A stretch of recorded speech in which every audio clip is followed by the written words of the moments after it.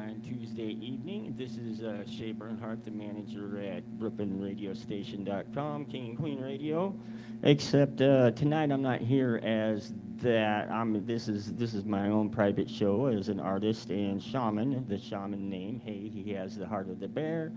And the artist, Infinite Sorrow. And we got a good show for you tonight here on BrooklynStation.com. We're going to do, originally I was going to take some notes and move right along and share a little bit of the details of the lost book of Enki as translated by Zachariah Sitchin. But as I was going through and taking notes, I was like, man, this story is just too much. People need to hear this. So I ended up, basically, I'm going to be reading you about 3/4 of the book, because the first part of it can be summarized pretty well, and it has less to do with us and more to do with the Anunnaki. It's going to be a good show this evening, so basically I'm going to move to my new set because I just got done setting up a new set that's a little bit more of a comfortable setting to sit and do an audiobook reading in. So sit for a second and enjoy some theta waves, and the show will start in mere moments. So it's going to be a good show, and I highly recommend staying tuned. All right, you're listening to BrooklynStation.com.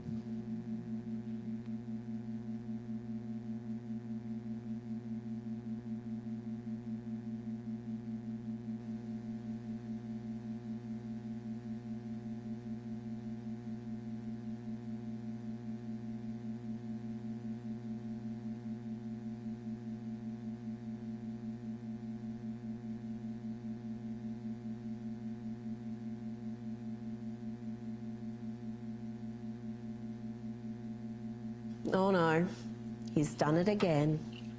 Now, the very important thing I told my daughter and granddaughters, no serious guys till you're 30. Okay. No what? No serious guys till you're 30. I'll keep that in mind. At least. Yeah, that's not creepy at all, is it? Getting into a young girl's personal space and telling her not to have any boyfriends until she's 30.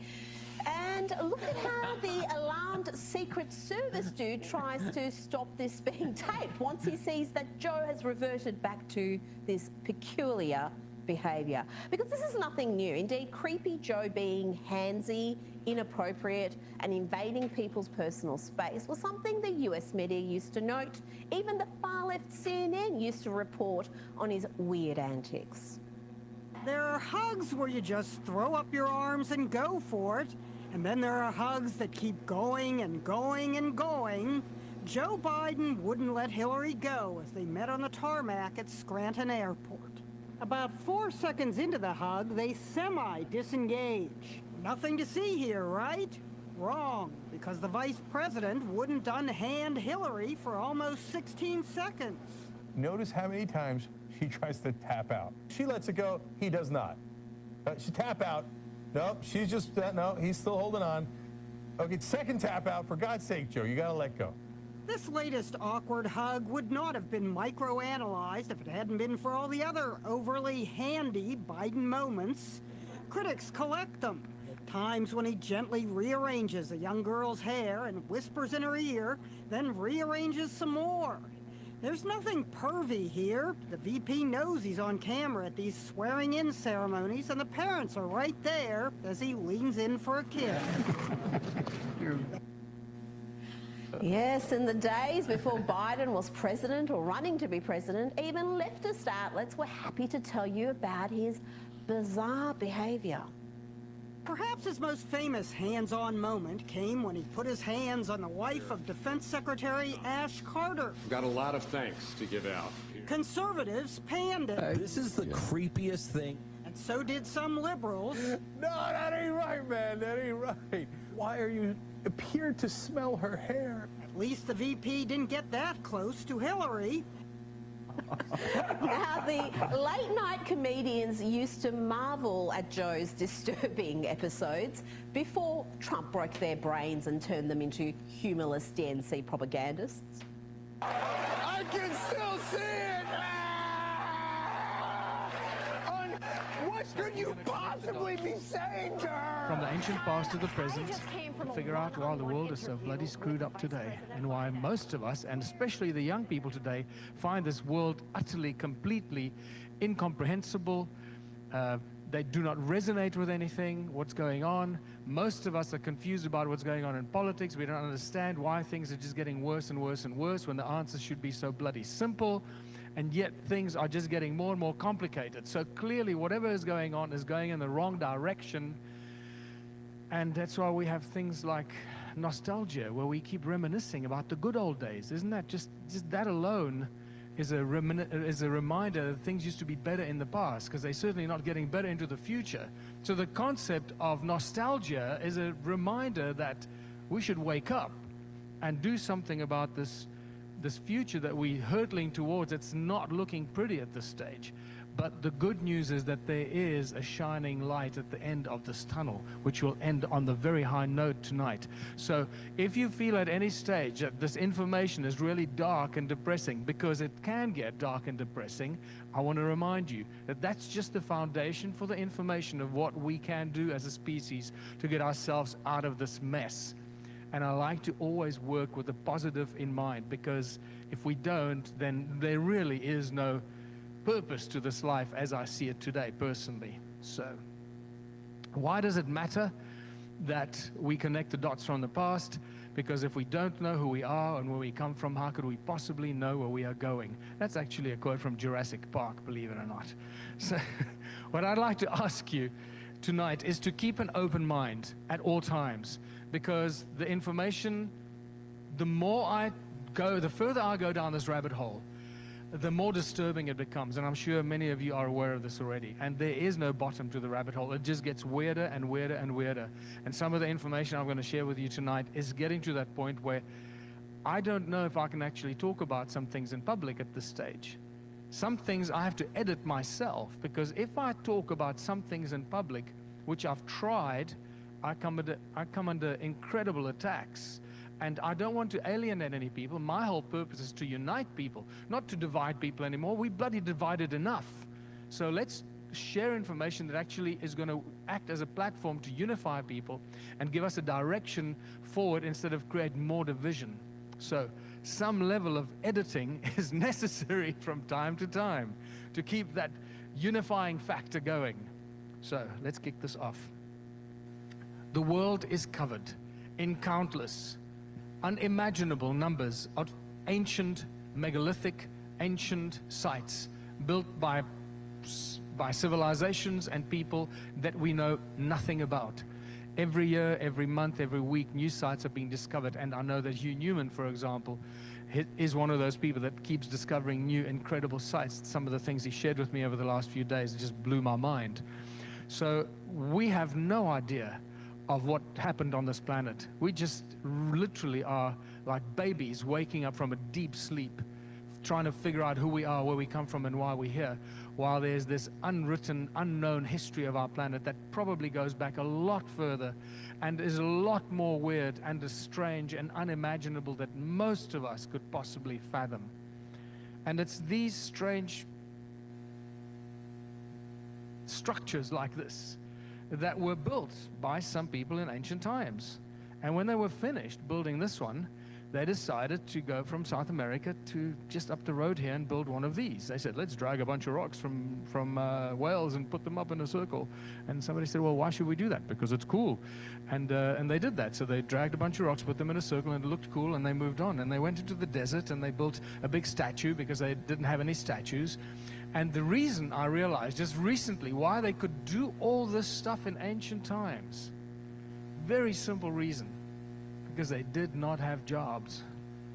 They didn't have jobs to go to every day. They had all this time on their hands to do stuff with. Say, what shall we do today? Hey, let's go and build some of these pyramidal kind of things right next to this big statue in the desert. So they went and they built big pyramidal stuff, and they went out somewhere out near Israel and built these big platforms with giant rocks, and they went up the mountain in South America, and they built more rocks that fitted into each other.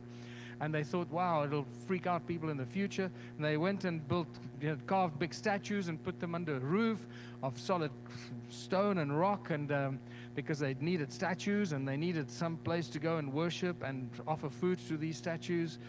And then they went up the mountain and they built faces, wall faces with faces sticking out them. And why did they do that? Because it's going to freak people out. And they did that because they had all this time. And then they had a board meeting under a tree like people in ancient times did, like they still do in Africa, because they didn't have jobs. They had just this time, and they had a board meeting under a tree. And one of the guys said, look, what we've never done yet is dig a hole and surround the hole with giant stones. So they said, well, let's do that. So they did that. Why should we do it? Because we can. So they did that. And then one said, wow, that's amazing, huh? I said, what did I just hear you say? Did you say, huh? I said, wow, I think that is a really cool letter for an alphabet. We don't have an alphabet yet, but I think let's start with her as a first letter of the alphabet. So they went up the mountain and they carved a whole lot of hers, and they left them behind to confuse us. And then one of them said, you know what we've never done? We've never carved a whole city out of solid rock. So they went up the mountain and carved a whole city out of solid rock. Then they said, we need more pillars on top of a platform. So they built more pillars on a platform. Somebody said, we need more stairs with pillars. So they built more stairs with pillars. And then what is clearly evidential is that these people could hold their breath for a long, long time, because then they went under the water, under the oceans, and they did this only because they could hold their breath. Otherwise, they could never do this. Then they went into the jungles and they built these kind of things. They're really scary. And they built more statues and chopped their heads off because that was freaky. And then another guy said, what we've never done is taken a big rock and hollow the rock out. So they went and they hollowed a bunch of rocks out, and they scattered them throughout Siberia, and then they went back into the desert and they carved out big blocks and put them on top of each other like Lego blocks, and they covered it with sand because they thought it would be fun, just cover it with sand. And then they built this big thing that when you look at it from the top, it vibrates. It looks like it's moving and vibrating. And then they put these bell-like things on top of it to do something, and we don't quite know what it was. And the amazing thing is that they did all this stuff with hammers, chisels, ropes, and pulleys. And this is what our historians are still trying to convince us of today. That is the most remarkable and unbelievable thing. Even the next most unbelievable thing is that pretty much everything I shared with you here so far, all of these structures are either in the northern hemisphere or along the equator. Very little has ever happened in the southern hemisphere. And that's a big problem, until you discover the vanished civilizations of southern Africa. Because if southern Africa is supposed to be this cradle of humankind that we keep being told about, there must be stuff that happened there in ancient times. And that's exactly what it is. The vanished civilizations of southern Africa is a big, big deal.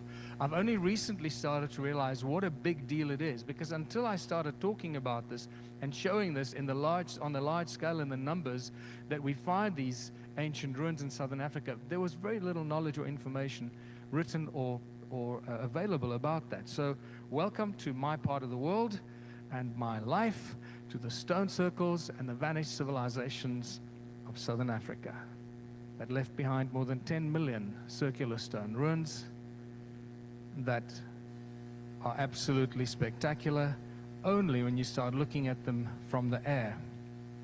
Each one is completely unique, and some of them are very large, some of them are small, some of them look insignificant, some of them look like beautiful flowers, and you'll notice that they're all connected to each other by these channels. They do not stand alone. You'll notice that they have extended structures that are covered by soil that move away from the stone circles as we see them sticking out of the ground today. And it just goes on and on. What you're looking at is the largest cluster of stone ruins found anywhere in the world today. It makes everything else pale into insignificance. Sometimes they run for 100 by 100 kilometers, connected, all stone circles that are not standalone. They're all connected by channels and this weird spider's web effect that holds all of these circles and the channels together.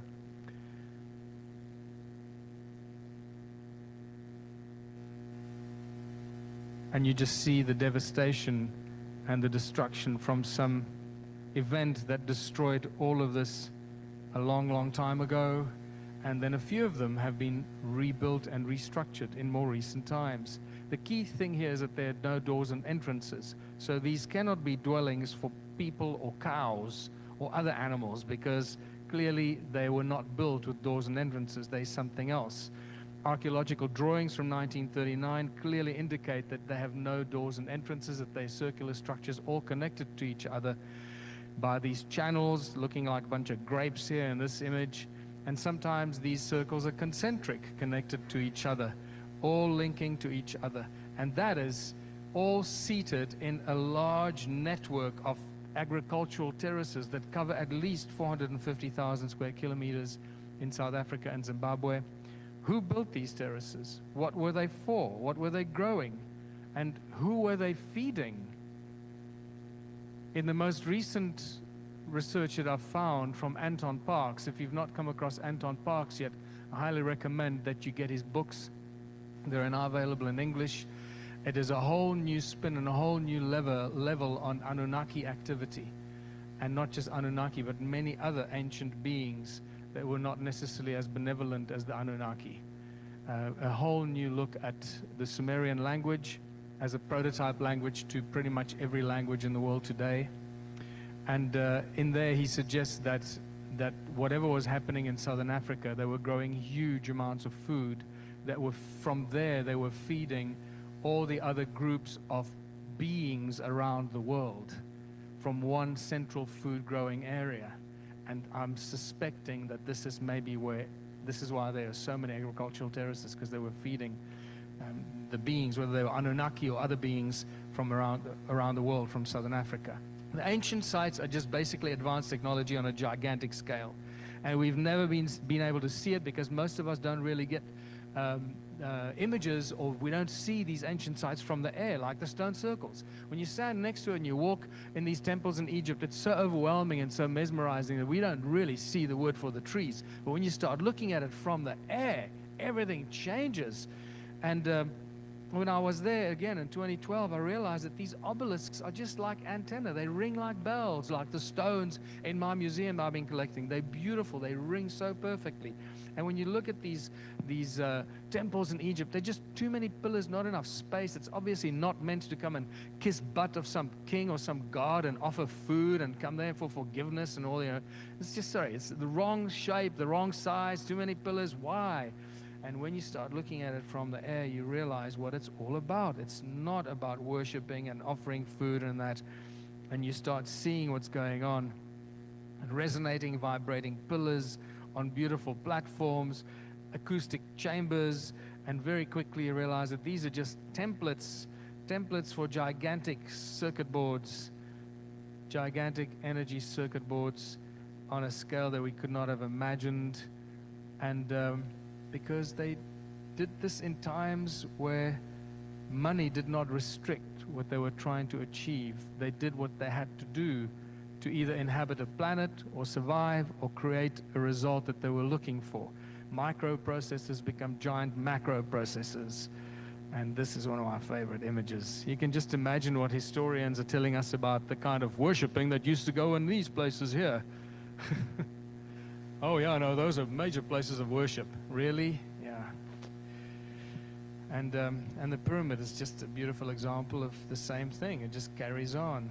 And Angkor Wat, I mean, there you got the combination of quartz and water, the two most abundant elements on Earth, that both contain memory, conduct light and sound.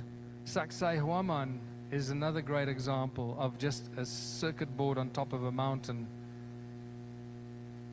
This is not a mountaintop fortress, clearly built for other reasons, that was possibly inhabited in more recent times and used by more recent civilizations, just like the stone circles. That some of the most recent civilizations used it.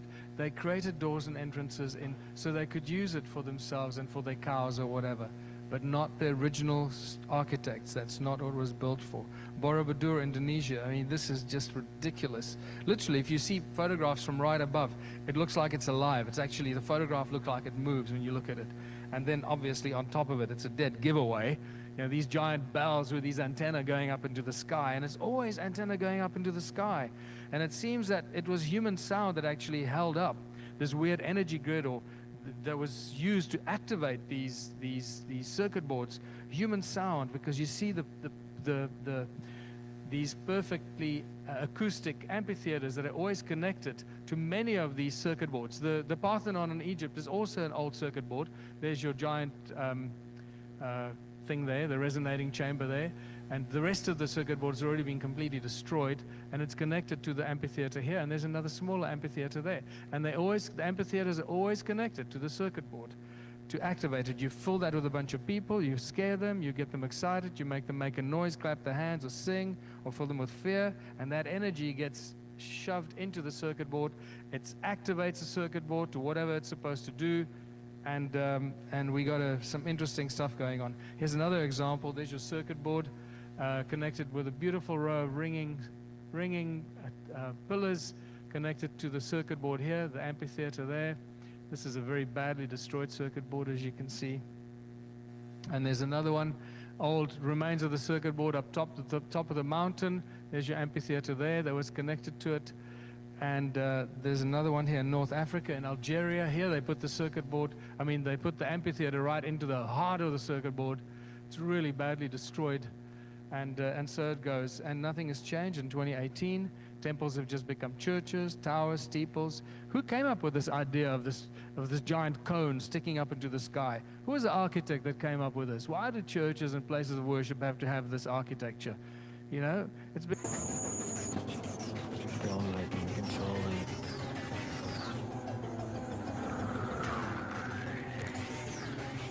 They will indoctrinate you. Don't believe their lies.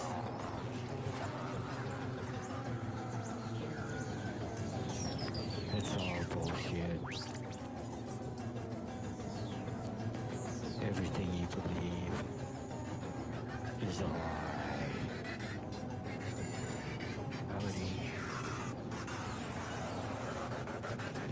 Is controlled by your belief.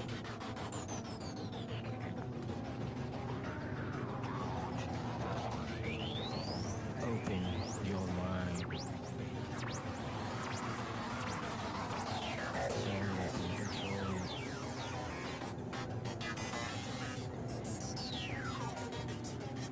They will indoctrinate you. Don't believe their lies.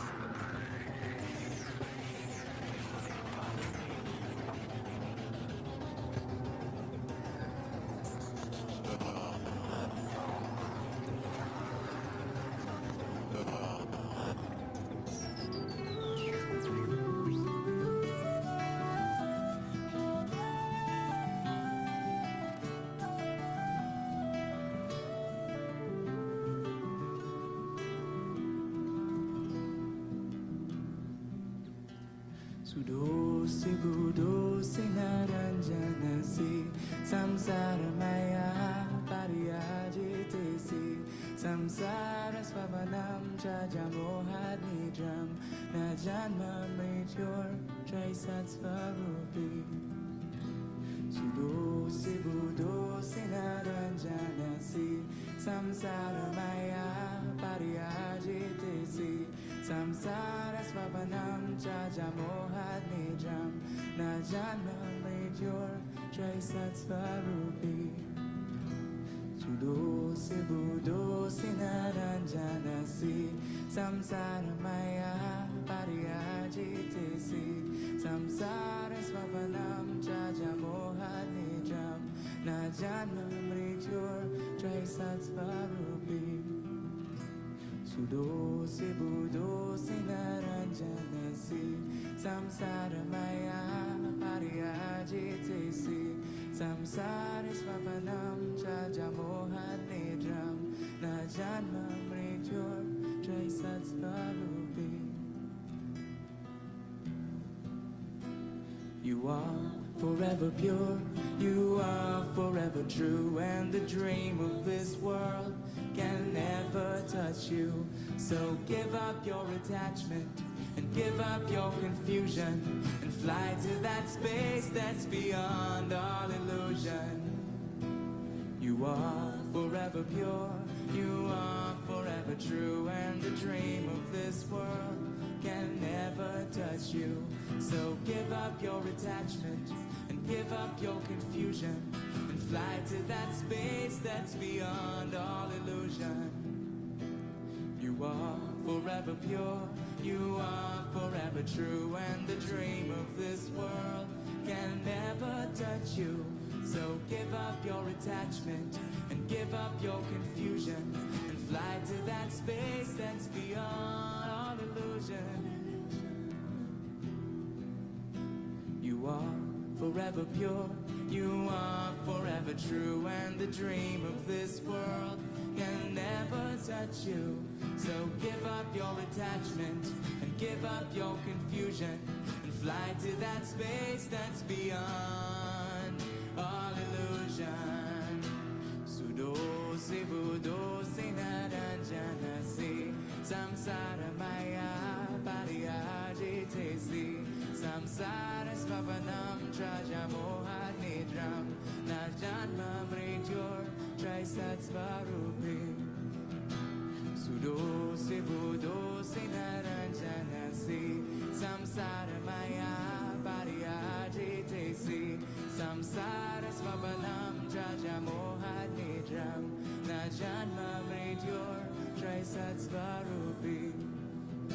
Sudo se budo se naranjana se samsara maya pariya jete se samsara svapanam trajamoha nidram najanma mrityur trisatsvarupi.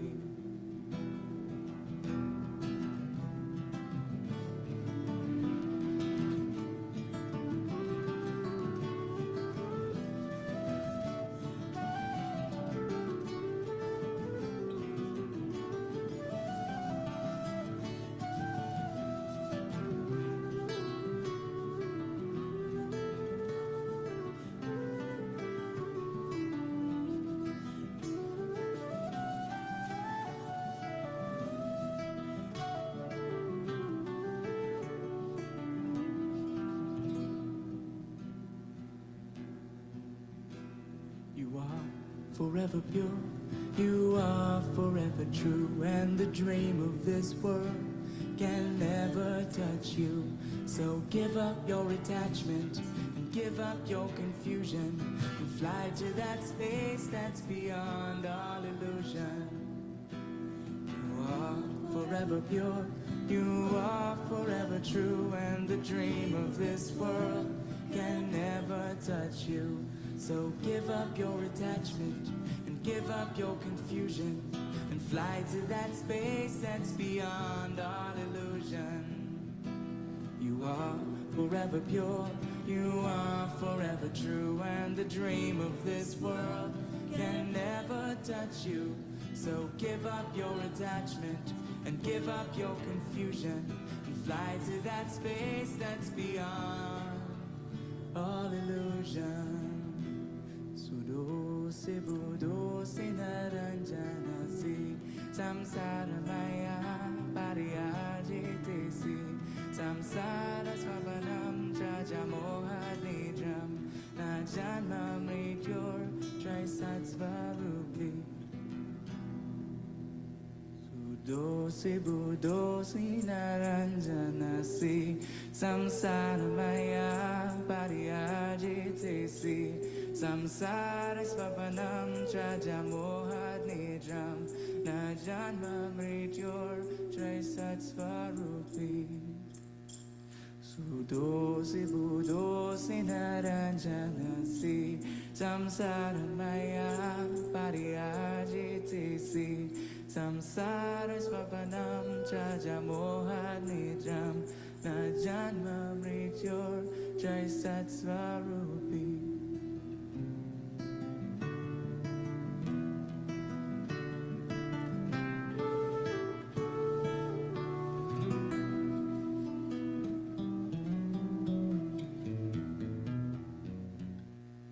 All right. That is a beautiful song, and that was by Shimshai, actually, and as a matter of fact, I spoke to him and told him about the introduction to my show and got his endorsement to use that song as part of the introduction behind my song, right? Because mine's a little bit more along the lines of it was made when I was kind of angry about some of the things I had been learning throughout my studies, and it's like.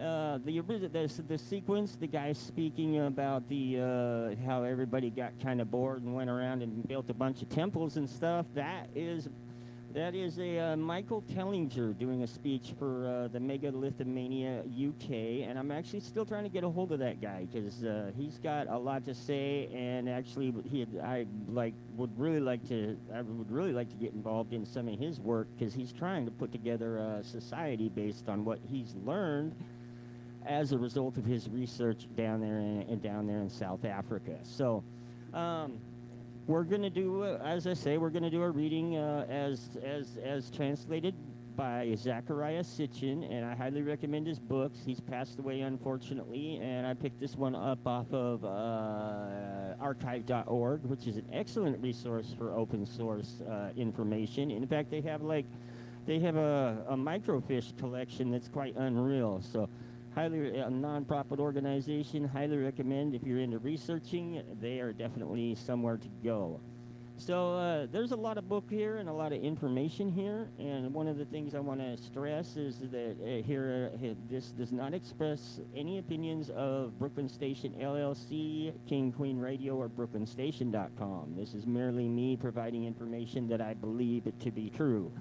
That does not make it true, and keep an open mind, and this information is for educational purposes only, and it is quite educational. This is it's interesting because and you'll see the tie-in to what Tellinger was talking about at the start of it, because a lot of what it speaks of in this ancient Sumerian text, which was supposedly directly communicated to the scribe by Enki himself. Now, it starts out with basically you got your 12th planet, which is Nibiru, which has an orbit that's 360,000 years to make its complete orbit. Basically, that's that planet X that science keeps on talking about. Now, in the original celestial battle story that the Sumerians had in their histories, it speaks basically of the planet, one of the moons of the planet, and the planet hitting Tiamat, which was a planet in our solar system that it got demolished and formed the asteroid belt, and. There's evidence of the outer planets having been impacted, as well as we all know what Mars looks like, and then you got the moon that got hit by. The moon obviously got beat to shreds by a few impacts, to say the least.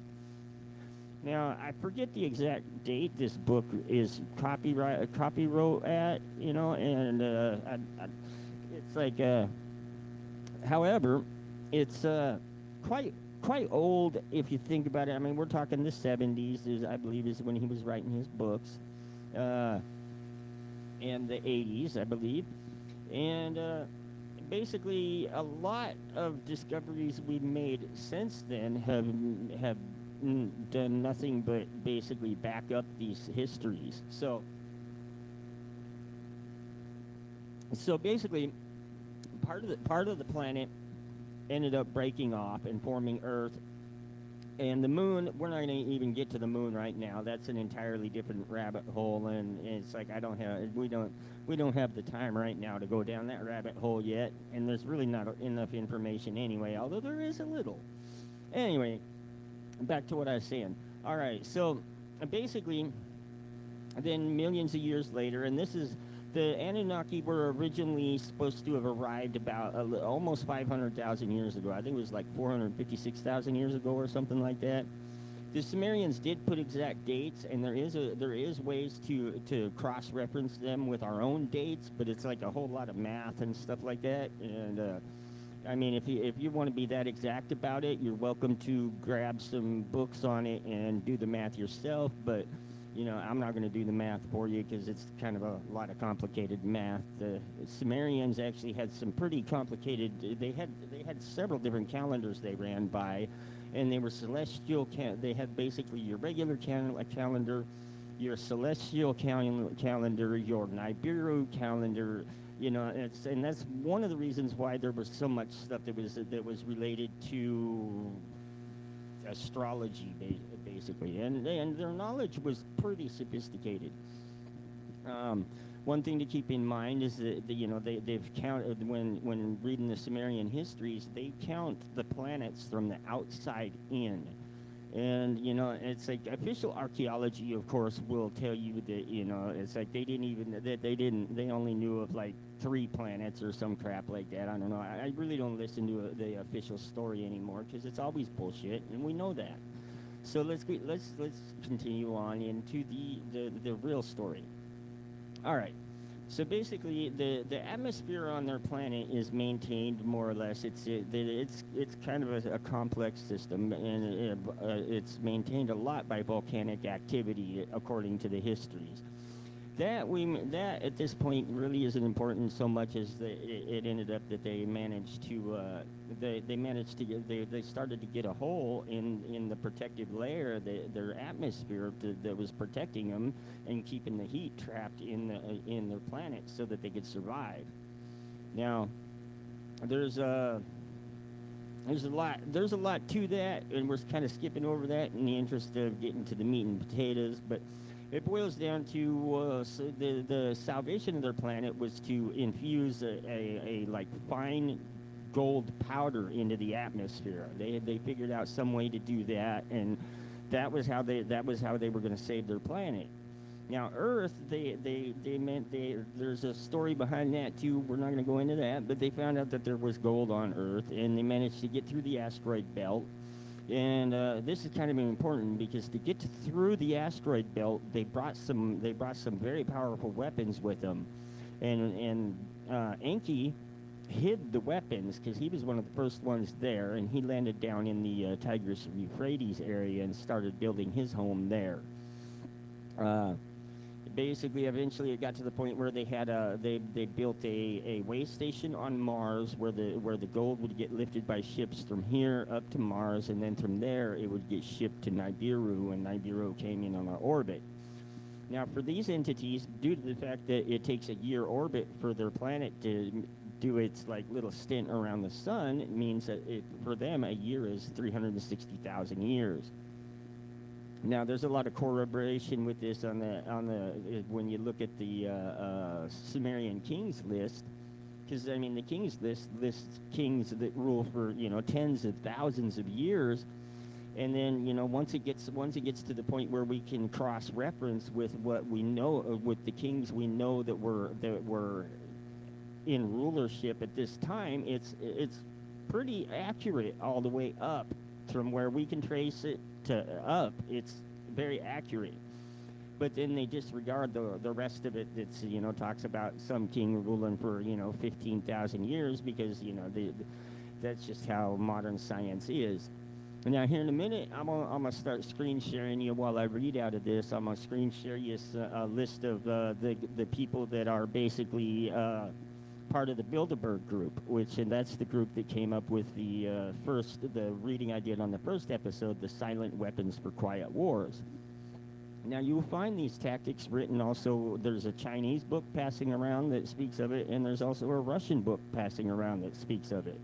So I mean, this is not an isolated piece of knowledge that I gave you guys.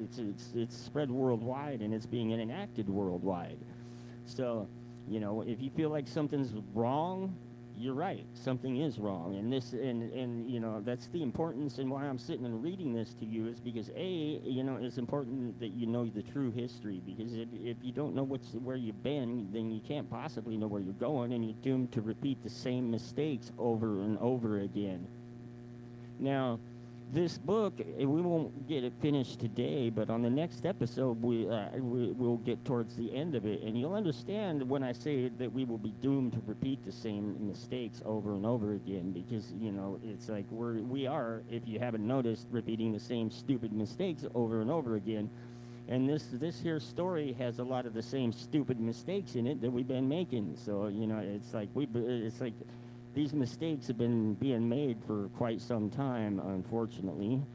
Let's see. So basically, they originally intended to basically filter the gold out of the water because, of course, ocean water and salt water has a lot of gold in it. But unfortunately, what they found was that just didn't quite work for them. They just couldn't get enough doing it that way. So they decided to do it a different way. Now, this is basically where I'm coming in, because it's like the reason they had to start mining and basically digging mines, digging big old holes in the ground, and then of course from there they would have to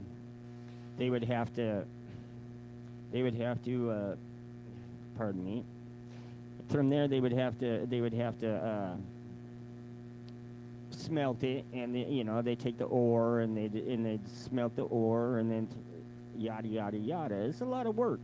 And so basically the ones that were the Anunnaki that had to do it were a little bit on the unpleased side about it, and they had a revolt. And it's like basically that's where we're picking it up, at the revolt. Let's see, hold on a second. All my stuff's malfunctioning, of course. We're picking it up during the revolt, and basically what it is Enlil, who was in charge of an area up north called Eden, and Enlil was basically he was younger than Enki, but he was basically next in line for the throne of Nibiru because he was born to the half sister of the king, and according to their rules of succession, basically if you have a half sister and a child by her, that child is next in line, even if there's an older child by another official spouse. So, and that creates quite a bit of confusion as far as succession in the throne goes, and that's kind of at the root of a lot of the issues. So basically, we're picking it up where Enlil comes out and he sees all the Anunnaki miners sitting there, and they got their torches, and they're in a big mob, and they're quite aggravated because they have to work their butts off to get this gold, and it's they want some relief. So we're picking up with Enlil speaking to them. What do my eyes see? Is it against me that this thing is done? Thus was Enlil to them saying, who is the hostilities, the instigator?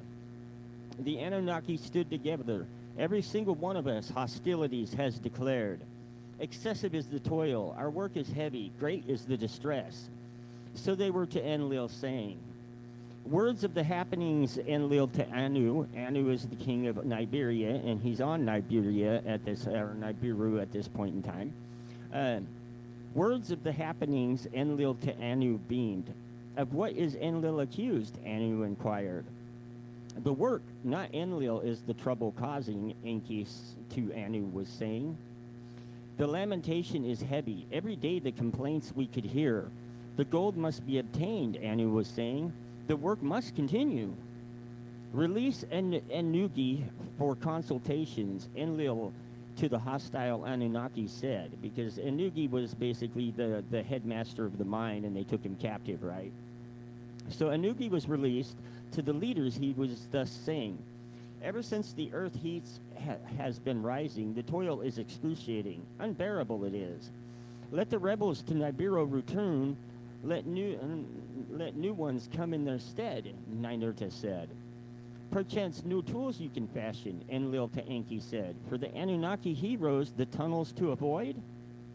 Let us summon my son Ningishzada. I'm probably mangling these, but they have kind of a lot of consonants. So, Ningishzada counsel with hire I wish to take. Enki thus responded. They summoned Ningishzada from the house of life. He came. With him, Enki huddled. Words amongst them they exchanged. A solution is possible, Enki was saying. Let us create a Lulu, a primitive worker, the hardship work to take over. Let the being the toil of the Anunnaki carry on his back. Astounded were the besieged leaders. Speechless indeed they were. Oh, lost my place there. There we go. Speechless indeed they were. Who ever heard of a being afresh created, a worker who the Anunnaki's work can do? They summoned Ninma, one who of healing and succor was much knowing. Enki's words to her they repeated. Whoever of such a thing heard, they her asked. The task is unheard of, she to Enki said. All beings from a seed have descended, one being from another over aeons did develop. None from nothing ever came. How right you are, my sister, Enki was smiling, said smiling. Yeah, hold on a second. There we go. All right. There we go.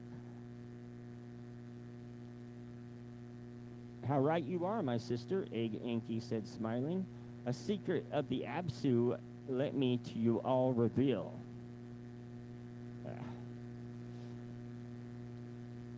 All right, hold on one second. There. And the Absu, that's Africa, by the way, South Africa specifically. So those ruins that he was talking about there in South Africa. All right, basically Enki was Mesopotamian, and at that point he had Abzu was considered the underworld, which was under the equator. So Eden was above the equator, Abzu was under the equator, basically speaking. All right, where we are. A secret of the Abzu let me to you all reveal. The being that we need, it already exists. All we have to do. Yep. There we go. All we have to do is put the mark of our essence, thereby a Lulu, a primitive worker, shall be created. Let us hereby a decision make, a blessing to my plan give, to create a primitive worker by the mark of our essence to fashion him. All right, so now they're talking about gene splicing, right? I mean, that's pretty intense. Let's see. Let's get to the next spot here.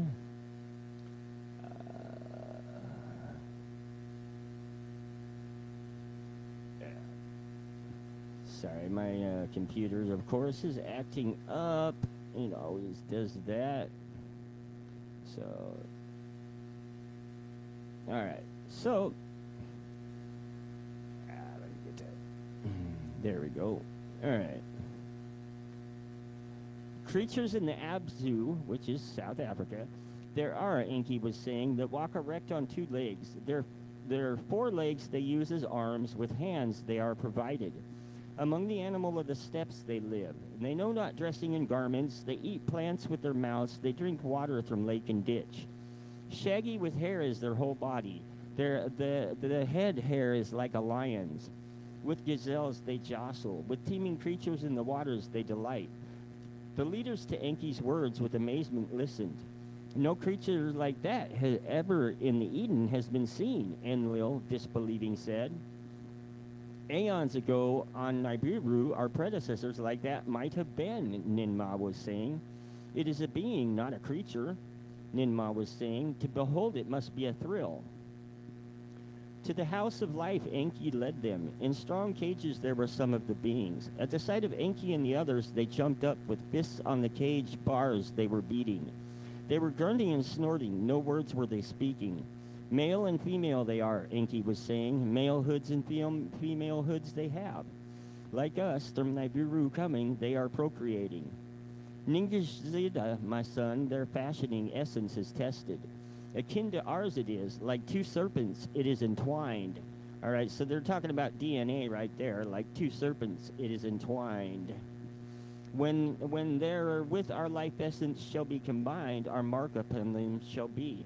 A primitive worker shall be created. Our commands, there's my cat, our commands will be understood.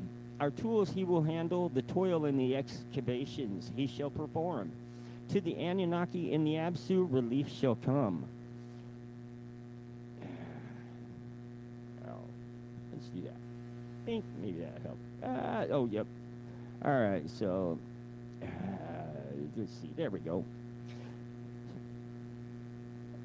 All right. So was Enki with enthusiasm saying, with excitement his words came forth. Let me do this. There we go. All right, well, yeah, that's no better. I don't know what it is. It's like there's just resistance for me ever telling this story to people, which is annoying, to say the least. All right, let's see. With the Enlil at the words was hesitating. The matter is one of great importance. On our planet, slavery has long ago been abolished. Tools are the slaves, not other beings. A new creature beforehand, non-existing, you wish to bring into being. Creation in the hands of the Father of all beginning alone is held. So again, I say this does not contradict any spiritual faith because these guys believed in a higher power greater than them. So eventually, you know, it explains what this will eventually get into what happened with them and the hubris.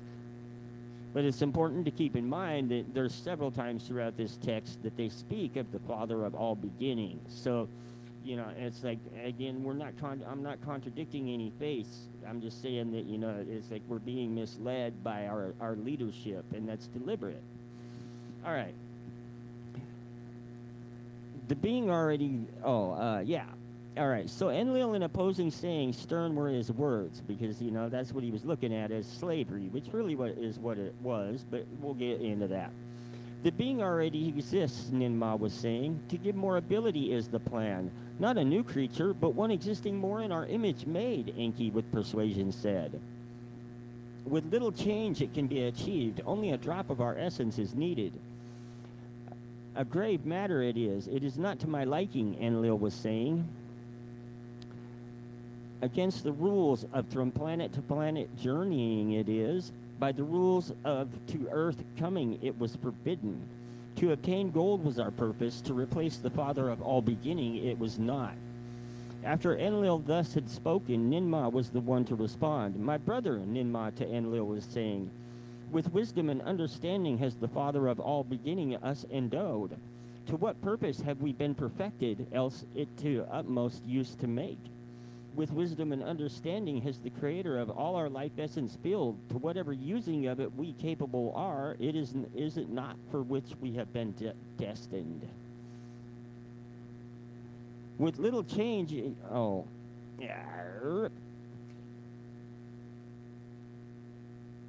with that which in our essence was granted, tools and chariots we have perfected.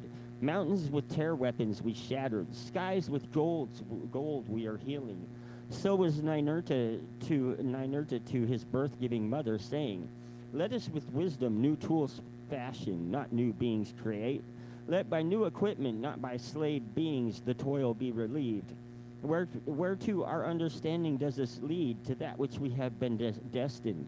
So Ningish Zida saying, with Enki and Ninmah, he in agreement was. What knowledge we possess, its use cannot be prevented, Ningishida was saying.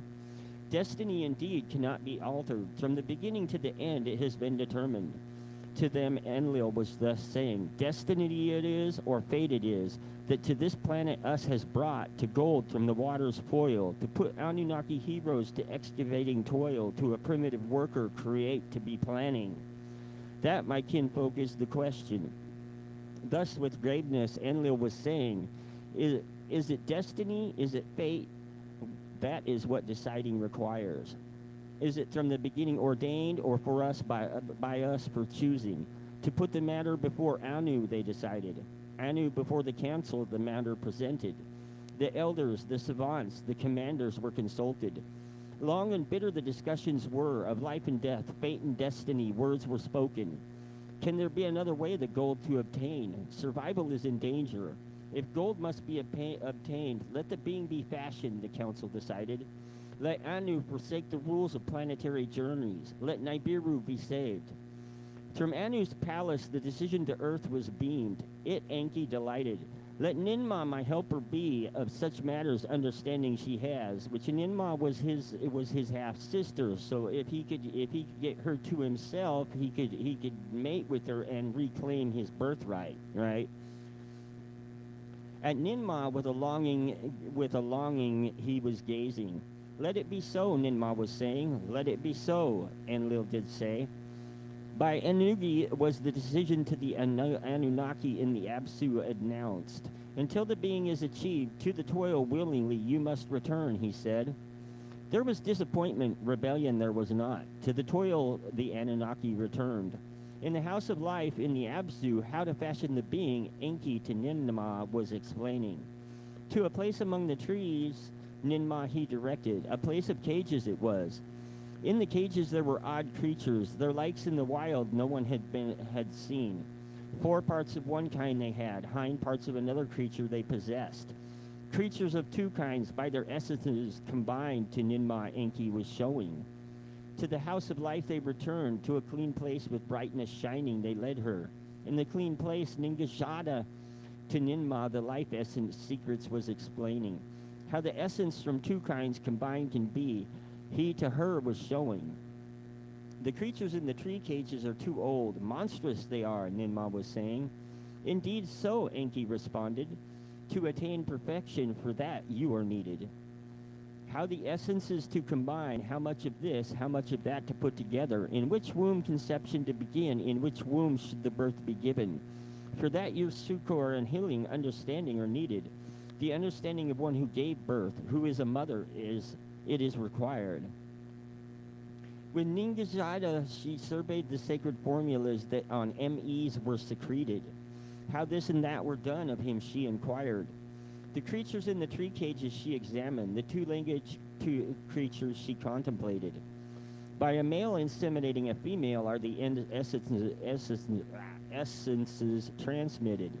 The 2 entwined strands separate and combine an offspring to fashion. All right, again, they're talking about DNA here. Let a male Anunnaki, a 2-legged female impregnate. Let a combination offspring be born. Thus did Ninmah say. That we have tried. With failures it resulted, to her Enki responded. There was no conceiving, there was no birth. Now this is the account of how the primitive worker was created. How Enki and Ninmah, with Ningajida assisting the being fashioned. Another way the admixture of essences to attain must be tried, Ninmah was saying. How the 2 strands of essences to combine, one way must be found. That which from the earth is the portion must not be harmed. To receive our essence in graduations, it must be shaped. From the ME formulas of Nibiru's essence, only bit by bit could be attempted. In a crystal vessel, Ninmah an admixture was preparing. The oval of a female 2-legged she gently placed. With ME Anunnaki seed containing, she the oval impregnated. The oval back into the womb of the 2-legged female she inserted. This time there was conceiving. A birth was indeed forthcoming. The allotted time for birth giving the leaders awaited with anxious hearts the results they were seeking. The allotted time arrived. There was no birth giving. In desperation, Ninmah a cutting made. That which was conceived with tongs she drew out. So, cesarean. A living being it was. With glee, Enki shouted, "We attain!" Ningajida with joy cried out. In her hands, Ninmah the newborn held. With joy she was not filled. Shaggy, with hair all over the newborn. His foreparts like of the earth creatures were. His hind parts to those of the Anunnaki more akin they were. They let the 2-legged female, the newborn nurse, with her milk him to suckle. Fast was the newborn growing. What a Nibiru a day was, a month in the Absu was.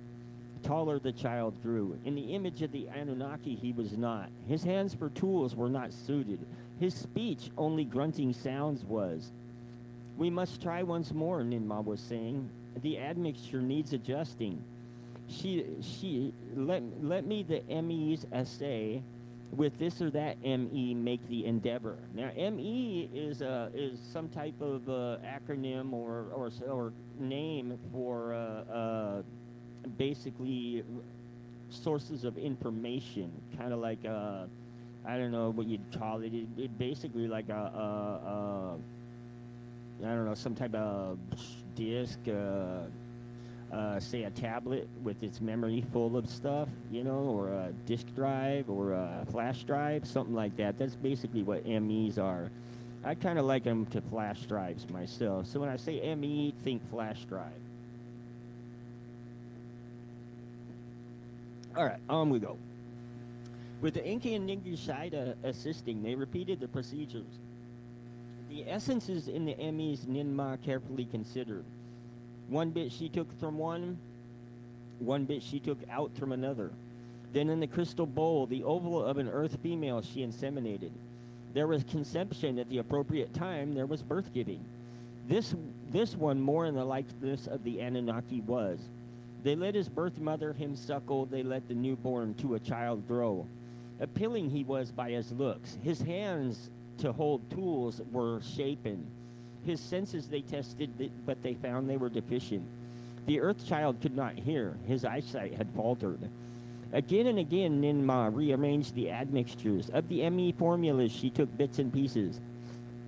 One being had paralyzed feet, etc., etc. One had trembling hands. A malfunctioning liver had the other. One had hands too short. Two. One where are they? Okay, enki. All right. One had hands too short to reach the mouth. One had lungs for breathing unsuited. Enki, by the results, was disappointed. A primitive worker is not attained to Ninma, he was saying. What is good or is bad in this being by trials I am discovering, Ninma to Enki responded. To continue for success, my heart prompts me. Once more the admixture she made. Once more the newborn was deficient. Perchance this shortfall is not in the admixture, Enki to her was saying. Perchance neither in the female's oval nor in the essence is the hindrance. Not of Nibiru's crystals use the vessel, of the clay of the earth make it. So was Enki with great wisdom possessed to Ninma, saying, Perchance what is earth's own admixture of gold and copper is required. This was Enki, he who knows things, prompting her to use the clay of the Abzu. In the house of life, Ninma made a vessel out of the clay of Abzu. As a purifying bath, she shaped the vessel within it to make the admixture. Gently into the clay vessel, the oval of an earth female, the two-legged she put. The life essence from an Anunnaki's blood extracted she in the vessel placed. By the ME formulas was the essence directed.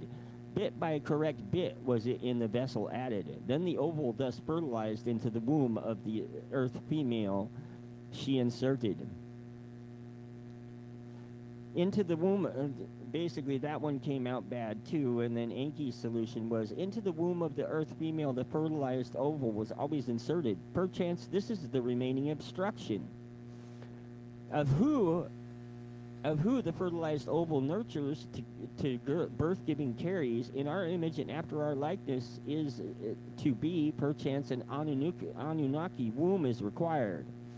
So skipping a little bit there, and basically what she does is they use an Anunnaki surrogate mother, and that Anunnaki has a child, and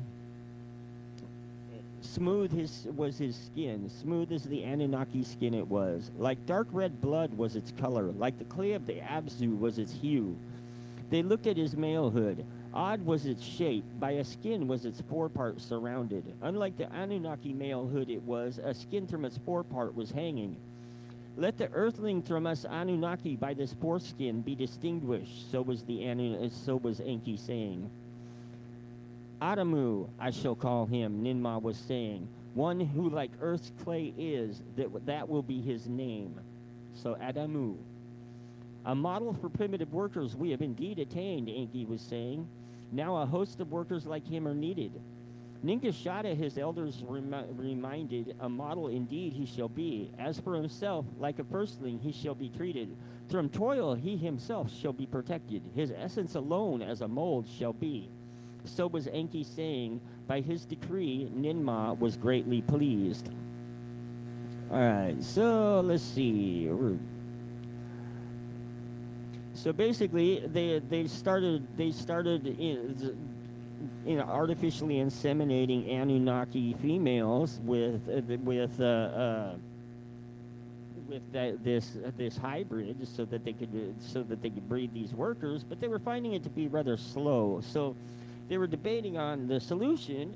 And again, the female ones we have to fashion, Enki was saying, for male counterparts to be.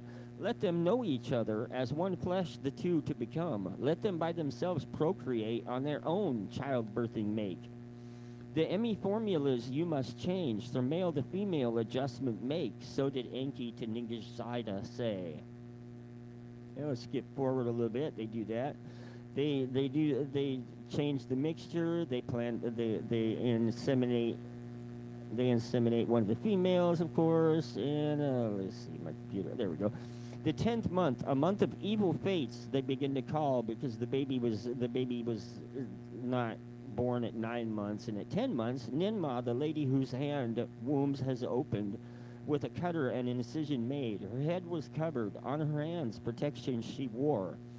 With dexterity the opening she made. Her face at once was brightened. That which the womb was from the womb came forth. A female birth was given. To Ninki with joy she shouted. The newborn's visage and limbs were carefully examined. Of good shape were her ears. Her eyes were not clogged. Her limbs were proper. Hind parts like legs. Fore parts like hands were shaped. Shaggy she was not. Like beach sands was the hue of her head hair. And it goes on to describe that. All right, hold on a second. My computer acting up again. I hate this. And won't let me move it to the other screen either, which really sucks. All right. Just a second. There we go.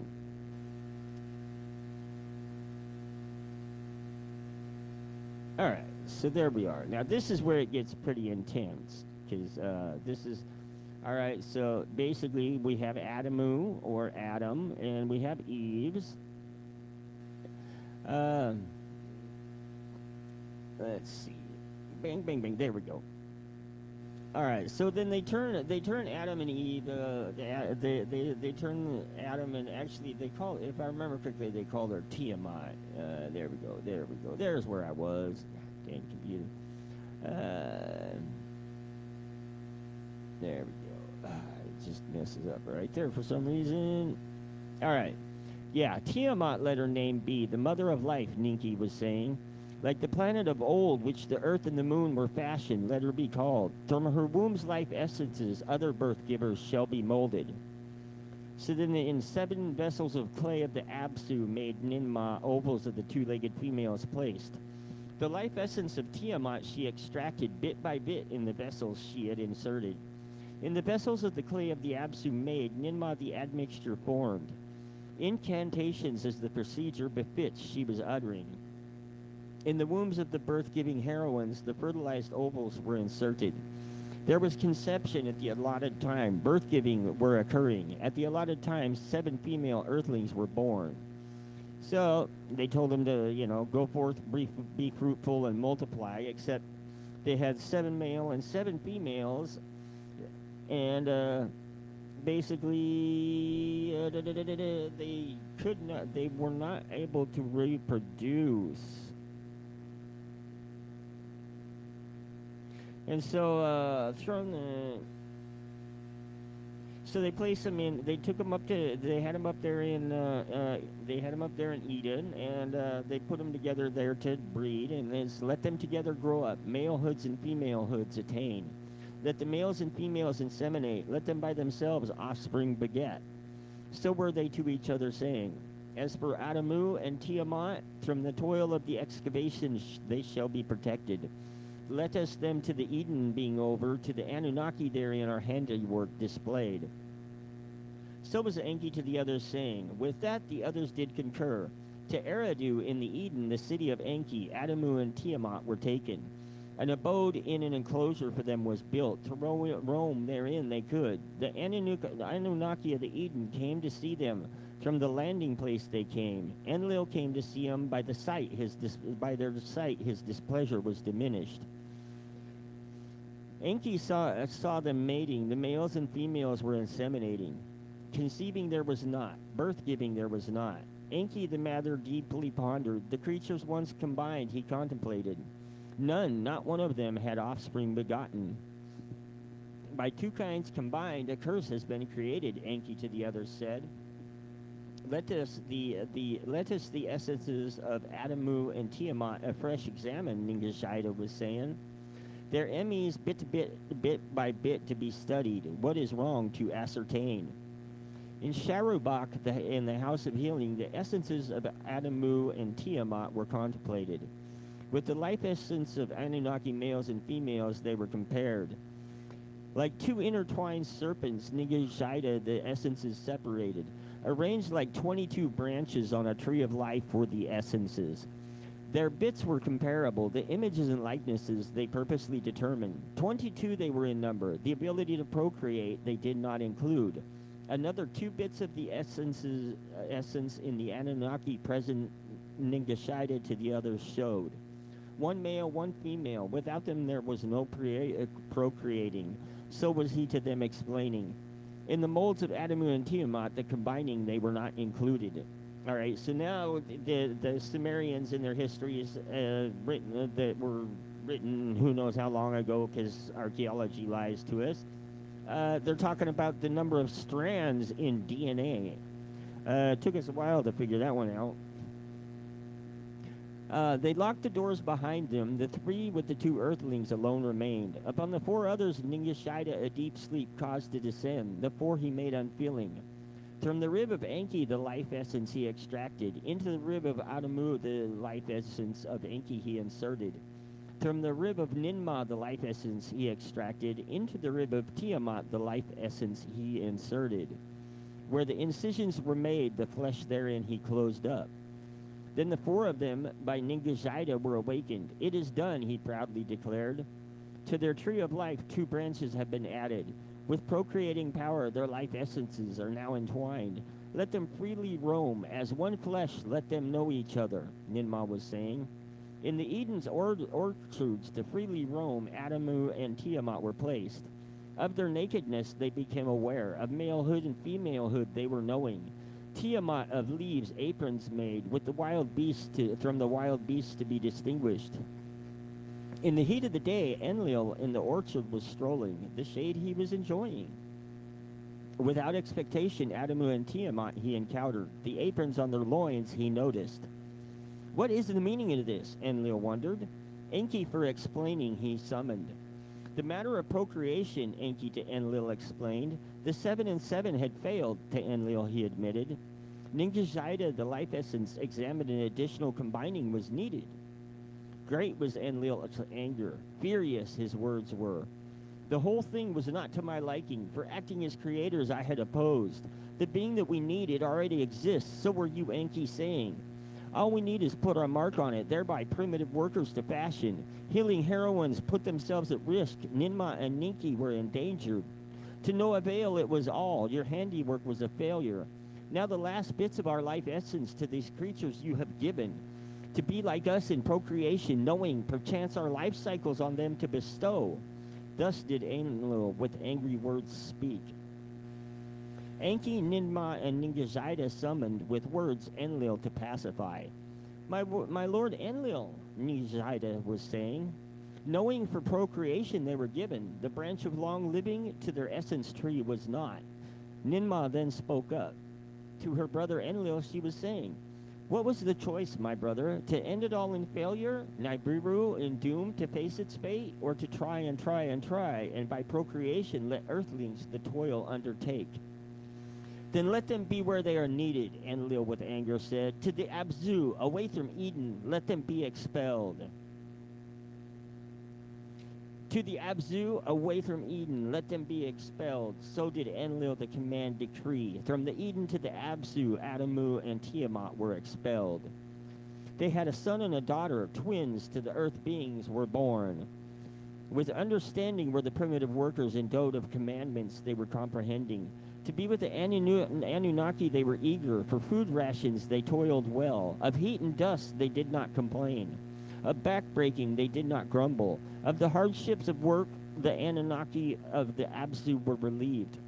The vital gold to Nibiru was coming. Nibiru's atmosphere was slowly healing.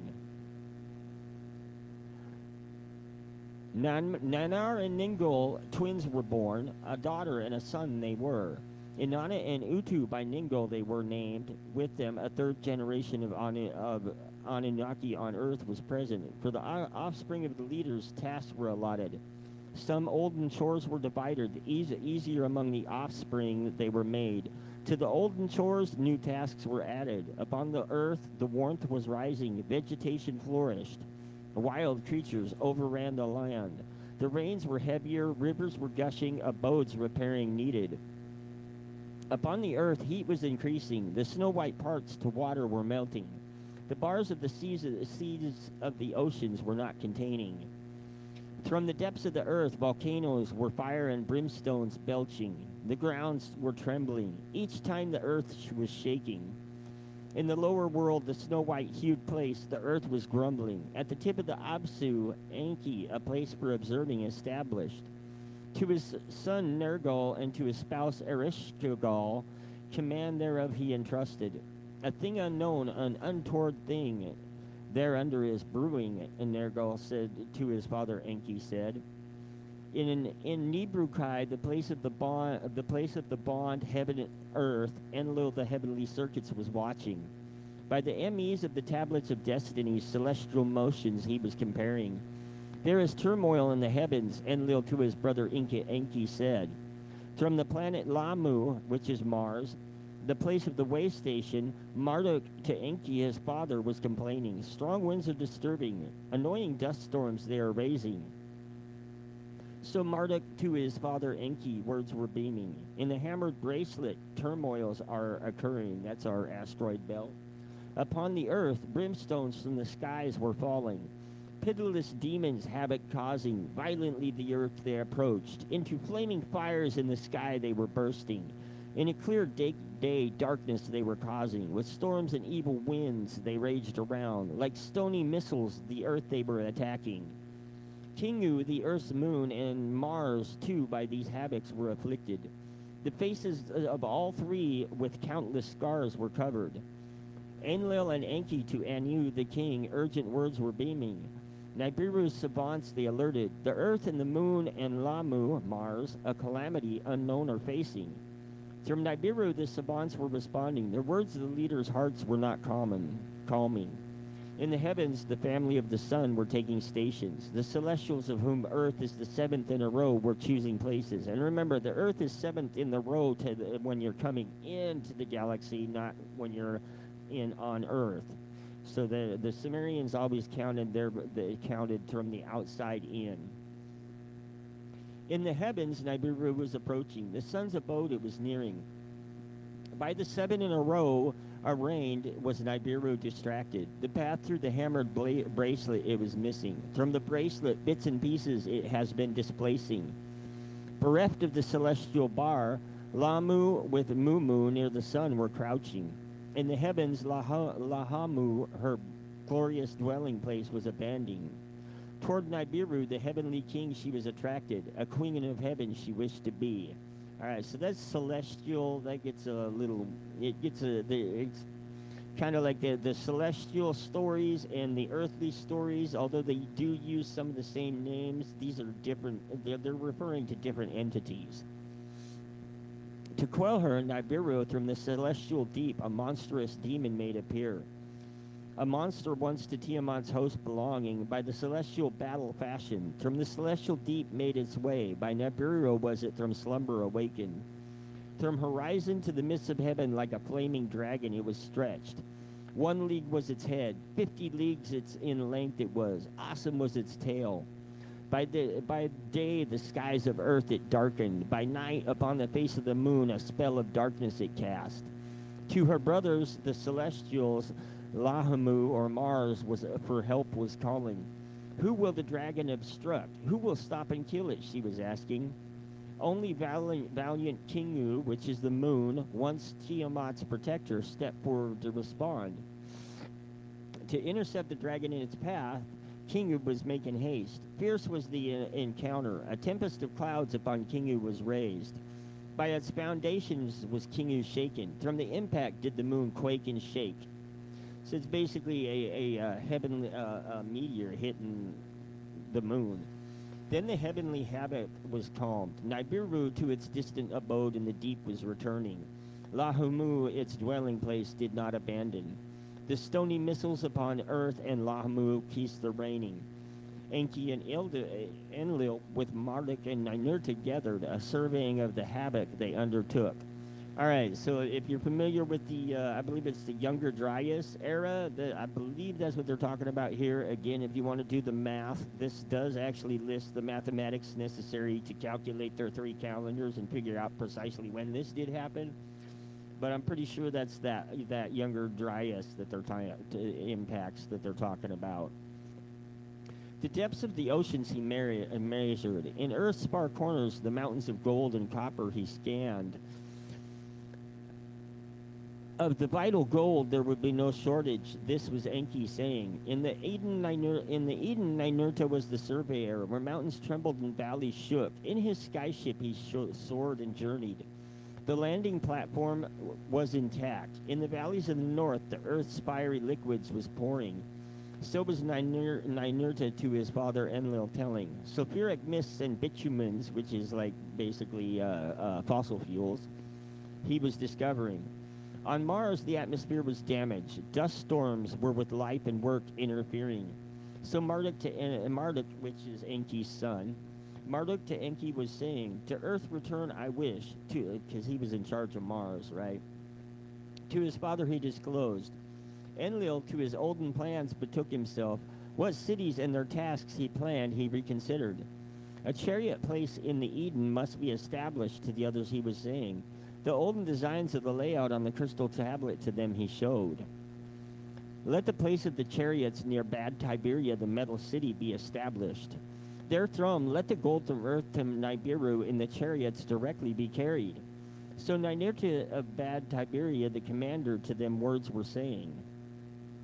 Let a place of celestial chariots in the Eden be established. Nearer the place where the gold ores are smelted and refined, let it be built. Let the pure gold in the chariots directly from earth to Nibiru be carried. Of great merit is the plan, my brother, Enki to their father Anu was saying. A great disadvantage in its core it is holding. The net pole of earth, which they're talking about gravity, and so Isaac Newton, sorry about your luck. Somebody figured out that gravity exists before you. The net pole of earth is then Lahumu's much greater. To overcome it, our powers shall be exhausted. So basically, they're saying that breaking free of Earth's gravity is difficult when packing a cargo hold full of gold. Must be nice, huh? Nearby the Earth a companion it has, the moon it is. Smaller is its net pole. Ascent and descent thereon little effort will require. Let us make a way station consider. Let me and Marduk thereto journey. So they journeyed to the moon, and they saw many hollows. The handiwork of smashing demons was the moon's face marked. In place of rolling hills, they set the rocket ship down. In the midst, they landed. Rocket ship, huh? From the place of earth they could observe, and the expanse of the heavens. Eagles' helmets they had to don. The atmosphere was for breathing insufficient. With ease they walked about. In this and that direction they went. For 1 circuit of earth, for 3 circuits of the moon they remained. Its motions about the earth they measured. The duration of a month they calculated. For 6 circuits of earth, for 12 circuits about the sun, earth's year they measured. How the two were in time, causing the luminaries to disappear, they recorded. Then to the sun's quarter they attention gave. The paths of Mumu and Lahumu they studied. With the earth and moon, Lamu, the sum's second quarter constituted. 6 were the celestials of the lower waters, so was Enki to Marduk explaining. 6 were the celestials of the upper waters. Now the lower waters and upper waters are separated by the hammer bracelet. And they were Anshu and Kishar, Anu and Nudamund, Gaga and Nibiru. Those were the 6 others. 12 were they in all? Of 12 did the sun and his family make the count. Of the upheavals most recent, Marduk of his father was inquiring, why have 7 celestials in a row places taken? So he, his father, was asking.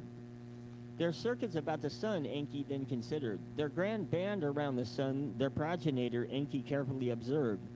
The positions of earth and moon therein on a chart, Enki marked out.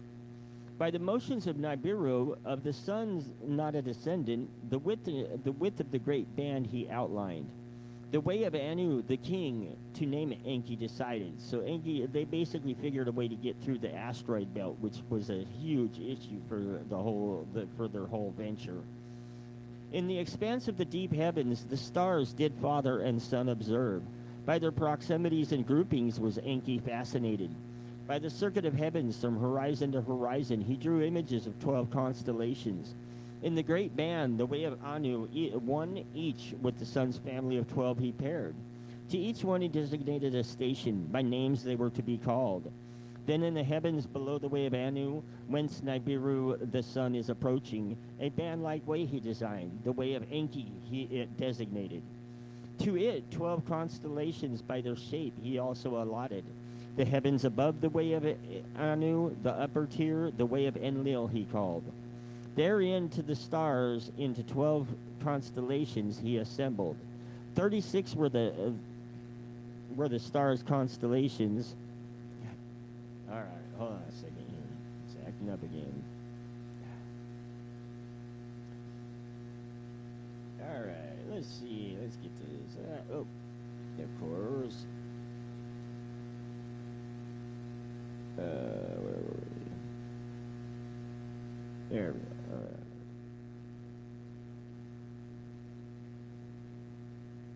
All right. 36 were the stars' constellations. In the 3 ways were they located. So were the Earth's position designated as around the sun it travels. The start of the cycle of celestial time, the measure Enki to Marduk indicated. When on Earth I had arrived, the station that was ending by me, the station of the fishes, was named. The one that followed after my name title, he of the water I called. So Enki is basically, he is Pisces. So Enki with satisfaction and pride to his son Marduk was saying, your wisdom the heaven embraces, your teachings any own understanding extend. But on earth, on Nibiru, knowledge and rulership are separated. So did Marduk to his father say, my son, what is it that you do not know? What is it that you are missing? The secrets of the heavens, the secrets of the earth with you I have shared. Alas, my father, Marduk was saying, there was agony in his voice. When the Anunnaki in the Abzu the toil ceased, and the primitive worker you set to fashion, not my mother, but Ninmah, the mother of Ninurta, to assist you was summoned. Not I, but Ningishida of me, the younger, to help you was invited. With them, not with me, your knowledge of life and death did you share. My son, Enki to Marduk responded, to you command was given of the Igigi and the Lamu to be supreme. Alas, my father, to him Marduk was saying, of supremacy by fate we are deprived. You, my father, are Anu's firstborn, yet Enlil, not you, is the legal heir. You, my father, were first to splash down and Endu establish, yet Eridu is in Enlil's hands, yours in the distant Abzu. I am your firstborn. By your legitimate spouse on Nibiru was I born. Yet the gold in the city of Ninurta is assembled, their throne to send or to withhold. The survival of Nibiru is in his hands. In my hands it is not. Now the earth we are returning, what will my task be? Am I to fame and kingship fated, or again to humiliated be? In silence did Enki embrace his son. On the desolate moon to him a promise was made. Of that of which I have been deprived, your future lot shall be. Your celestial time will come, a station mine adjoining yours shall be. Now this is the account of Sippar, which is the pyramids, I believe, the place of the chariots in the Eden, and how the primitive workers to the Eden were returned. For many circuits of the earth, from the earth were father and son absent. On earth no plans were implemented. On Mars the Igigi were in turmoil. Enlil to Anu secret words conveyed, his concerns to Anu from Nibru Ki beamed. Enki and Marduk to the moon have gone, for countless circuits they are staying. Their doings a mystery are. What they are scheming is not known. Marduk, the way station on Lamu, is abandoned. The Igigi are agog. Gotta love that one. By dust storms has the way station been affected. What damage there is to us is not known. The place of the chariots in the Eden must be established. Therefrom the gold directly from earth to Nibiru be carried. No way station on Lemos shall henceforth be needed. The plan of Nurta it is. Great in these matters is his understanding. Let him the place of chariots near Bad Tiberia establish. Let Ninurta be its first commander. Anu to the words of Enlil gave much consideration. To Enlil a response he gave. Enki and Marduk to earth are returning. What about the moon they have found? Let us first to their words listen. From the moon Enki and Marduk departed, to earth they did return. Of conditions thereon they gave account. A way station is unfeasible now, so they reported. Let the place of the chariots be built, Anu was saying. Let Marduk be its commander, Enki was saying to Anu. The task is for Ninurta set aside, Enlil with anger shouted. Ninurta is, of course, Enlil's child. For the Igigi command is no more needed. Of the tasks Marduk knowledge has. Of the gateway to heaven let Marduk be in charge, so did Enki to his father say. Anu, the matter with concern, contemplated.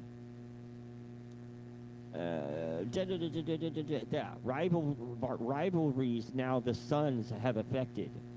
With wisdom was Anu endowed. With wisdom were his decisions. The place of the chariots for new ways the gold to handle is designated. Let us what henceforth comes in the hands of a new generation place. Neither Enlil nor Enki, neither Ninurta nor Marduk in command shall be. Let the third generation responsibility undertake. Let Utu be the commander. Let the place of celestial chariots be built. Let Sipar, Bird City, be its name. This was the word of Anu. Unalterable was the word of the king. In the 81st Shar, which a Shar is the Niberian year, which is 360,000 years, so in the 81st period of 360,000 years was the construction started. That's how long they had been there. The plans of Enlil it followed. Nibiru Kai was in the center, a navel of the earth by Enlil it was designated. As on circles by their place and distances from olden cities were located. Like an arrow from the lower sea toward the mountains pointing they were arrayed. A line on the twin peaks of Arata, remember we spoke about that in Arata in episode 2. A line on the twin peaks of Arata, to the skies in the north reaching he drew. Where the pointing arrow, the Arata line intersected, the place for Sipar, the earth's place of the chariots, he marked out. To it the arrow directly led. From Nibrukai was by an equal circle precisely located. In the 82nd Shar was the construction of Sipar completed. To the hero Utu of Enlil the grandson, its command was given. An eagle helmet for him was fashioned. With eagle's wings was he decorated. In the first chariot from Nibiru to Sipar, directly come, Anu was traveling. To view for himself the installation he desired, to marvel at what was attained he wanted. For the occasion, the Igigi by Marduk commanded, from Lamu to earth came down. From the landing place and from the Absu, Anunnaki were assembled. There was backslapping and hailing, a feast and celebration. For Anu Mana, Enlil's granddaughter, singing and dancing presented. With affection, Anu kissed her. Anunita, Anu's beloved, he fondly called her. Hold on a second. Before departing, Anu, the heroes and heroines assembled. A new era has begun, so he was to them saying, supplied directly with the golden salvation. Forthcoming is the end of toil. Once enough gold on Nibiru for protecting is piled in storage, the toil on earth can be diminished. Heroines and heroes to Nibiru will return. All right, hold on a second. Computer's acting up again. Drives me nuts, I tell you. All right, so we'll read a little bit more, then we'll call it a thing because it's getting towards that time. In Absu, relief, not continued toil, was the Anunnaki's expectations. Now that the earthlings are proliferating, let them provide the labor. So were the Anunnaki in the Absu saying. In the Eden, the tasks were greater. More abodes, more provisions were required. For primitive workers, to the Absu confined did the Eden heroes clamor. For 40 shars was relief only to the Absu provided. The heroes in the Eden shouted, "Our toil has increased beyond endurance. Let us have workers too." While Enli and Enki the matter were debating, Ninurta the decision into his hands took. With 50 heroes, an expedition to the Absu he led. With weapons they were armed. In the forests and the steppes of the Absu, the earthlings they chased. With nets they them captured. Male and female to the Eden they them brought. To do all manners of chores. In the orchards and in the cities they trained them. By the doings was Enki angered. By them was Enlil enraged. My expelling of Adamu and Tiamat you have overturned, so Enlil to Ninurta said. Let the mutiny once in the Absu occurring, not in the Eden, be repeated, so to Enlil Ninurta said. With the earthlings in the Eden, the heroes were becalmed. A few more shars and it will no longer matter. So did Ninurta to Enlil say. Enlil was not appeased. With grumbling, let it so be, to his sons he said. Let the gold pile up quickly. Let us to Nibiru soon return. In the Eden, the Anunnaki, the earthlings with admiration observed. Intelligence they possessed. Of commands they had understanding. They took over all manner of chores. Unclothed they were tasks performing. As the earthlings grew in numbers... Alright, hold on a second. This thing is killing me. I don't know why it acts up like this, but I can't get it to scroll. Alright, as the earthlings grew in numbers, workers the Anunnaki had. With food, the Anunnaki were not satiated. Alright, hold on a second. I wish I could get this on the other screen so I can get it to work. But it won't do it. I don't know what it is. Here, let me close this. There we go. Yes, save. Alright.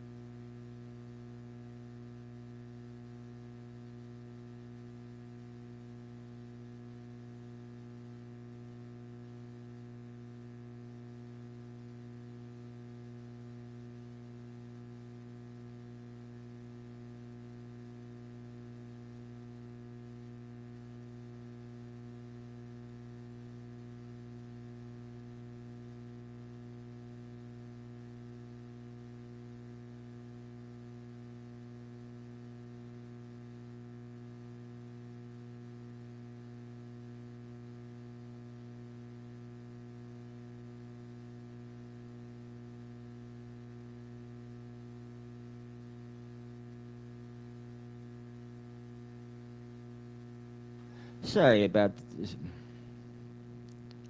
Sorry about that, guys. Technical difficulties there. So I think on that note, we'll call it an end, and we'll pick up where we left off next week. Apologize. I accidentally closed the program that actually had my microphone connected to it, so lost sound there. But like I said, it's a riveting story. Basically, you'll notice there's a lot of parallels there to stories that are in quite a few different faiths. It'll go on. I mean, we're probably pretty close to about halfway of what I want to share with you guys before I move on to some other stuff. But I definitely it gives a lot of matter for thought. You notice that they're very precise on what they're talking about. The scientific knowledge that they're speaking of is way beyond what we've been taught that the ancients understood, and as we go through the rest of the story next week, what you'll find is that it explains that. I mean, already they're talking about building the mega list that he was talking about.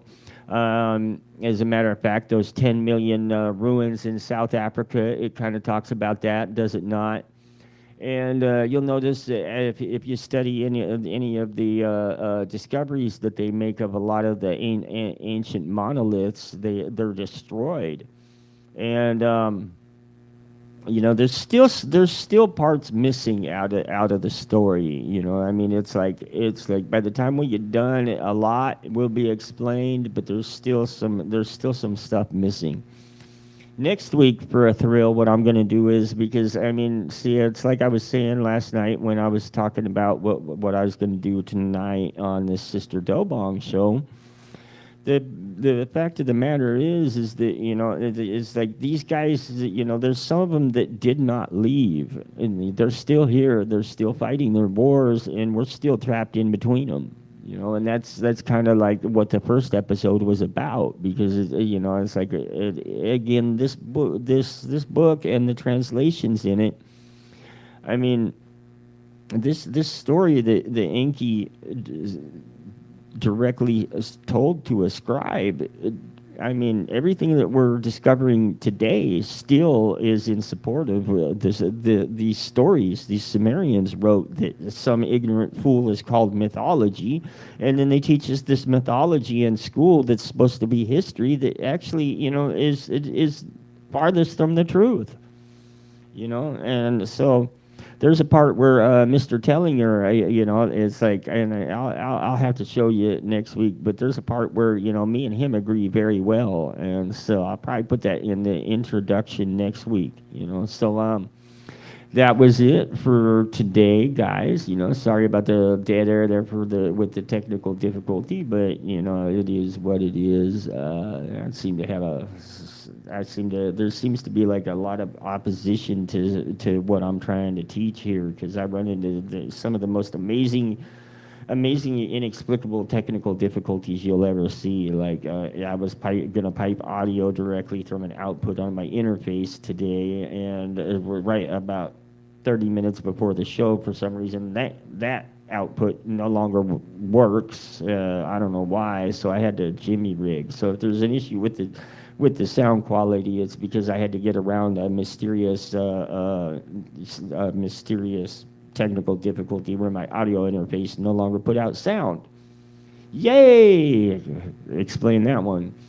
Anyway, you're listening to BrooklynStation.com. Don't forget to tune in tomorrow night for Skate Legend Boo and his set. And actually, I'll be going to a meeting, a business networking gig tomorrow night for the Brooklyn Chamber of Commerce. Looking forward to that. We're, of course, going to be in the Pride Parade, so look for King Queen Radio in the Pride Parade. Hey, if you can find love in this world, you're doing pretty good. And that's as far as I can say on people's personal relationships, because they're none of my business. Thus, I don't really care about sexuality, just like I don't care about race. I don't care about it. I really don't care about any of the stuff they use to divide us, because I know it's there to divide us. And by God, I am rebellious. You are not going to tell me anything. You know, a thousand mofos can't tell me a darn thing. So, you know, it's like I think for myself. And the point of this entire production I'm putting out here is I want to encourage other people to think for themselves. And this story of creation, you know, it's a lot more in depth than than a lot of than the offshoots of it. And by the time we get done with this, you will know that the Sumerians' histories are not mythology, and they are our heritage. They are truth. These guys didn't go around carving stone so they could pull our legs. That's kind of you know why I used the portion of Mr. Tellinger, because nobody could have put it better. I just wandered out and built these giant things because it was freaky, you know, and that's basically what they expect us to believe. You know, I mean, the concept of the pyramid at Giza being a tomb is patently ridiculous. I mean, when they taught it in school, I mean, everything they've ever taught me in school, basically, I've sat as I was growing up and went, this is bullshit, because it is. So, you know, it's like, if there's one thing I'm not going to do is I'm not going to bullshit you here. So, you know, tune in next week and we will finish the reading of the Lost Book of Enki. And from there, we'll take you a little further down the rabbit hole, because after that, I think we're going to start delving into some other stuff that the Bible and Quran and the Torah and all, you know, basically all other faiths speak of. And that's, of course, the war with the giants. So... next week, the end of the Lost Book of Enki, and then after that, we're going to start exploring some giants. Thanks for listening. This is BrooklynStation.com. Don't forget to tune in to KingandQueenRadio.com for some of the world's best Afro